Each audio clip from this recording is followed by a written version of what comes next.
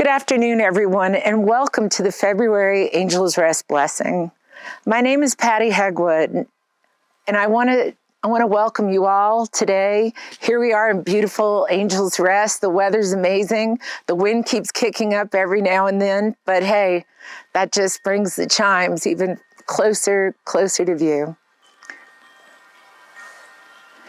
So this month, what I would like to focus on is when we lose one of our fur, feathered, slithering friends, one of our animal companions, what do we lose? Well, we lose a whole heck of a lot, but at the very top of no longer having them within our presence, we also lose a little bit of ourselves. We lose a sense of who we were when we were with them and all the good things in ourselves that being with them brings out. We also lose that fun part of us where we come up with quirky little names and sing songs and dance around with paws in our hands or a bird on our shoulder. And it's just a lighter, I don't know if you want to call it childlike, but it brings back that sort of innocence that we had when we love unabashedly, we love without condition. One of those fabulous animals that cross our paths. We lose the greeting when we open the door and they're so happy to see us. They're the happiest people to see us. I call mine my little fur kids because they are so happy. They're wiggling back and forth. They're going crazy. And they're just like, oh my God, you're home. We miss that. We also miss the affection and the acceptance and the forgiveness. Sometimes we're a little late with dinner. Sometimes we stayed out a little bit too late because we went to a movie and we get those admonished looks of, you left me here. But then we are all so quickly and easily forgiven with a pat, a treat, a hug, a walk, promise of a walk. But I want to talk to you about what we gain. We learn that we are capable of loving outside of ourselves. We learn that we're capable of caring outside of ourselves. So not only do we share space and love and DNA basically with these guys, especially when they live with us over a course of a long period of time. But we do tend to feel a bit rudderless when they go. Our old habits, they all begin to not make sense. But what I'm going to ask you today is to continue on with your habits. Continue those habits until they no longer serve you. Fill that dish. Take a walk with that leash. Talk out loud to your little buddy that's no longer visibly in front of you. It's really okay. And then when that time has passed, you replace those old habits with new habits. That bowl that you no longer feel like you need to fill, create a planter. Put their leash around it or their collar around it. I have dogs that love to ride in the car. I also have a cat that loves to ride in the car. And when they are no longer with me, I put their leash on the dash and my little co-pilot's with me every step of the way, every time we take off to parts unknown. So I want to urge you to do that, to think about it. Stop thinking on terms of this is silly or this much time has passed. That really doesn't matter because time has no bearing here. Just do till you feel that moment is time. It's time to move on. And I want to make sure that you're gentle with yourself. please be gentle. Because all that acceptance, that affection, and that forgiveness applies to you as well. So be gentle and have fun. And remember that silly song. Sing it out loud at the top of your voice.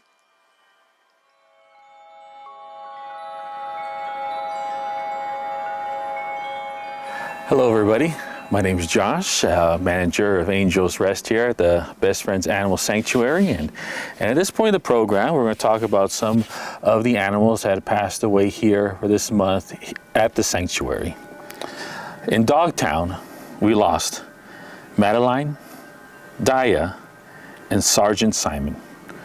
In Cat World, we lost Zinsu, Faye, Janica, Severa, Ebony, Acadia, Jerica, and Chance.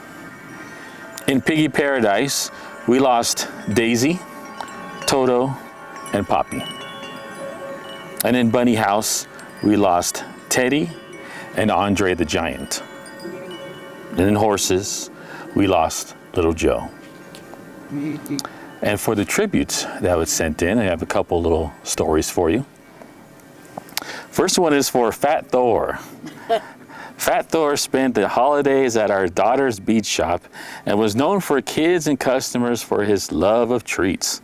He had a good life as a member and attendee of our daughter's gifted classes. Rest easy, Thor. Then, the next one is for Pixie. A special girl found her way out to our daughter's home. Her life with them was short, but the memory of her sweet ways will be with them always. And the following pets were placed at the rest, an Angel's Rest and at the Overlook this month.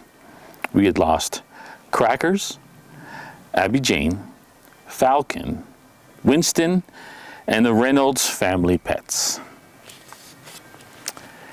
Now at this point, I will pass it on to Byron, caretaker here at Angel's Rest.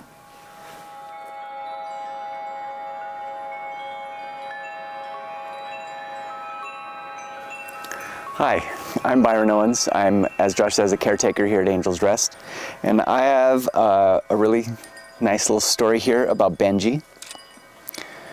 I met Benji when he came from the reservation in New Mexico to Best Friends in 2023. He was my outing, adventure, and extended sleepover buddy for a wonderful week that fall. Benji was adopted by a loving family the day after I went home. His new mom stayed in touch with updates, giving his adventures and all the love that he gave to them and the love that he received. He passed suddenly and unexpectedly, but he was loved, and there was a wonderful time that was spent together, and that's what counts. Run free, sweet boy. And then the Soren family left us a really sweet little poem. Striped tail, minky fur, nuzzles in your arms. Movie buddy, study buddy, snoozing snug and warm. Family time and lost food, balancing the fence. Playmate, Instastar, always such a gent. Neighbor mapping, sunshine napping, backpacks to explore. Family mascot, dearest friend, feline we adore. Good. And now, I know that as Patty talked, many of us have gone through loss, and it is an intense experience, and we would like to take a moment of silence now, all together, as we think about them and bring those thoughts and that love back into our lives.